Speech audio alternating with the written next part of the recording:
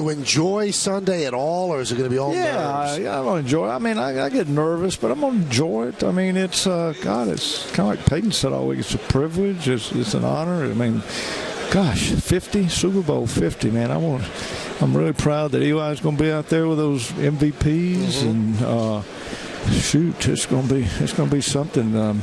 It's a beautiful area. Love this town. Best I can tell, they're doing a great job at Super Bowl. Hadn't seen the stadium. Look forward to that. I hope there's got some lucky. I have to find a lucky spot. I know. I'll be looking for that spot. Now, do you watch the game as a fan when your sons are playing it, or are you watching it as a quarterback and reading defenses and things like that? When I'm up looking down on the field, I think it's just for so many years, it's just kind of natural that I do look at the defense. Right. But I watch the ball. I kind of this many years after I've played, I'm not going to use the word pre-read, but I mean I look at the defense kind of idea. Sometimes can tell maybe they're going to blitz or something, or really what they're doing man to man. I mean, press coverage, so forth. But then I watch the ball, and as I said, I'm a little superstitious, and if I can find me a spot where we get 4 or 5 first downs, you can believe I'm not going to move.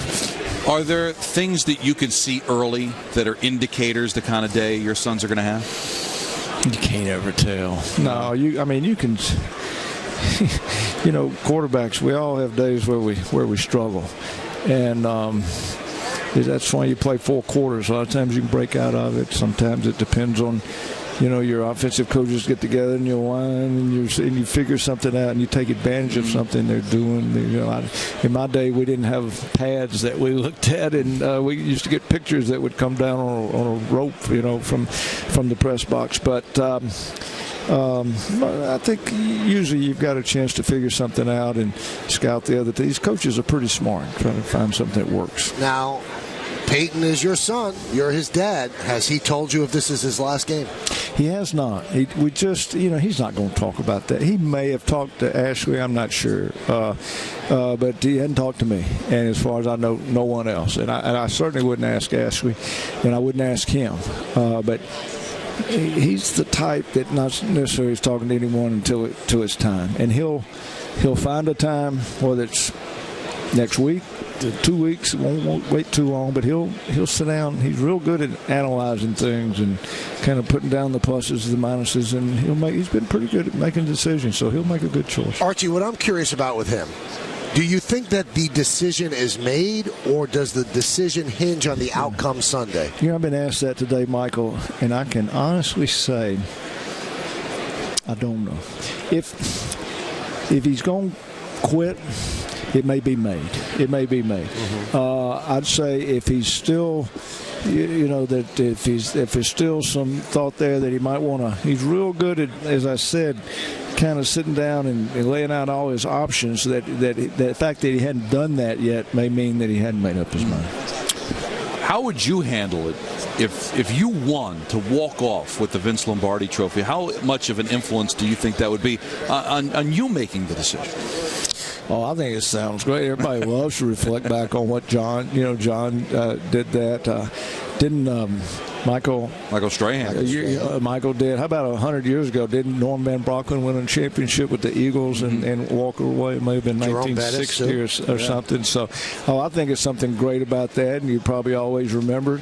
I just, after Peyton, kind of what he's been through this year, I just don't know how much more football he really wants to play. I don't know that. I know this year has been unique and unlike any other. That he's been so fortunate. He's never had injuries during a season before and had to sit out. So I don't know how that's affected him or his outlook. How he really feels overall health-wise and what he thinks he can do. But he'll take a good look at it and make a good decision. Archie Manning is our guest on the Michael K. Show. There were 2 buttons in front of you, Archie. Peyton plays, Peyton doesn't. Which one do you hit? Do you want him to play, or do you want him to go into the... Yeah, I'd have to. I talked to him last year after the season, and I probably even threw more things at him, maybe why he should walk away. Being, that he's coming back One, as a 39-year-old, your body just doesn't work like it does when it's 29. The other, the biggest one in my mind, was changing offenses. For him, he pretty much, he changed some when he came from Indianapolis to Denver, but not that much. They kind of adapted to some. Adam Gase did some things that Tom Moore had done. This year was a drastic change, but the fact that Peyton was playing at such a level last year, 2/3 into the season, it made him think he wanted to play again. And his thought about changing offenses into Gary's offense was, hey, if they can run the ball, if we can run the ball, I can quarterback this offense. They didn't run it, and that kind of made things tough. Let's talk about your other son. Eli is going to have a new head coach for the first time in his career, and just looking the way he reacted, how emotional he was, this must have been very difficult for him to now have to make a transition to a different head coach. Eli's kind of y'all know him well, but as quiet as he is, he's also a kind of an emotional guy, and that really made me proud. I mean, I know, because I've seen it for 12 years, the impact that Tom Coughlin's had on Eli as he developed. He went to New York as a 22-year-old and wet behind the ears out of Mississippi into a big city and playing in a big boy game. And the impact that Tom had on him and how he influenced him, I think, as a person, as a football player. He's even said himself as a husband, as a father, things that Tom talks to his players about. So the fact that he was emotional with Tom leaving, and I think, the fact that Eli wanted to win more games this year for Tom and that not happen. So I was proud of Eli for that.